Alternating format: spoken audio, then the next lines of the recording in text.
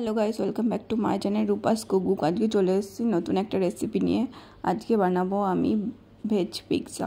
তোমরা দেখতে পাচ্ছ আমি এখানে বাজার থেকে ব্রেডটাকে কিনে এনেছিলাম আর ওই ব্রেডটাই নিয়ে নিয়েছি। তার মধ্যে আমি এখানে অ্যাড করেছি মিউনিস আর পিৎজা সস। আমি এটাকে ভালো করে একটু নেড়ে চেড়ে মাখিয়ে নেব।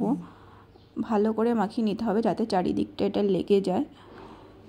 তো তোমাদের কার কার পিৎজা খেতে ভালো লাগে আমাকে কমেন্টে জানিও। আমার তো পিৎজা খেতে খুবই ভালো লাগে, তার জন্য আমি বাজার থেকে ব্রেডটা কিনে এনেছি। তোমাদের সঙ্গে কথা বলতে বলতে এখানে দেখতেই পাচ্ছ আমি এখানে অ্যাড করে দিয়েছি কেটে রাখা পেঁয়াজের টুকরো আর ক্যাপসিকাম। এটাকে আমি ভালো করে একটু সাজিয়ে নিলাম। ভেজ পিৎজা খেতে আমার ভালো লাগে, আমার চিকেন পিৎজাটাও ভালো লাগে, তবে আজকে আমি প্রথমবার ট্রাই করবো, তাই আমি আজকে ভেজ পিৎজাটা ট্রাই করলাম। তারপরে ভালো লাগলে অবশ্যই পরের দিন চিকেন পিৎজাটা ট্রাই করব, তোমাদের অবশ্যই দেখাবো। তো আমি এখানে অ্যাড করে নিলাম চিজ। আমার কাছে মজরেলা চিজ ছিল না, তাই আমি এখানে বাড়িতে আমুলের যে চিজগুলো পাওয়া যায় সেই চিজটাই অ্যাড করে দিচ্ছি। আমি একটু চিজ খেতে ভালোবাসি, তাই আমি একটু বেশি পরিমাণে চিজটা অ্যাড করব, আর তোমাদের যতটা ভালো লাগে তোমরা দেবে। তারপর এখানে আমার চিজগুলোকে অ্যাড করা হয়ে গেছে। আমি এখানে দুটো মতন চিজের টুকরো অ্যাড করেছি। তারপর আমি এখানে অ্যাড করব চিলি ফ্লেক্স। আমার কাছে চিলি ফ্লেক্সের পাতা পড়েছিল, আমি সেগুলো অ্যাড করেছি আর দিয়ে দিলাম অরিগ্যানো।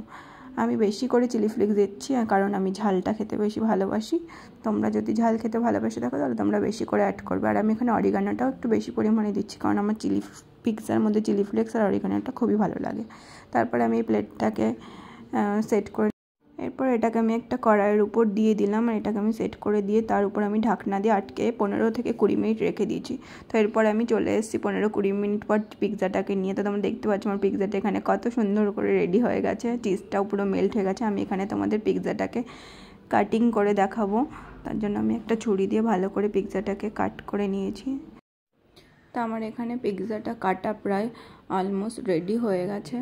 তো দেখতে পাচ্ছ আমি এখানে 4টে মতো টুকরো করে নিয়েছি। এটা দেখতে কতটা সুন্দর লাগছে, প্রথমবার বানিয়েছি তাও অনেকটাই ভালো হয়েছে। আমি তোমাদের এখানে একটা টুকরো তুলে দেখালাম, দেখো এটা কতটা সুন্দর লাগছে।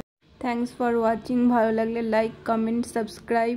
কেমন লাগলো আমার পিৎজা রেসিপিটা তোমরা কমেন্টে জানিও। আর আমি এখানে তোমাদের একটা বাইট নিয়ে দেখালাম, এটা খেতে অসাধারণ হয়েছে।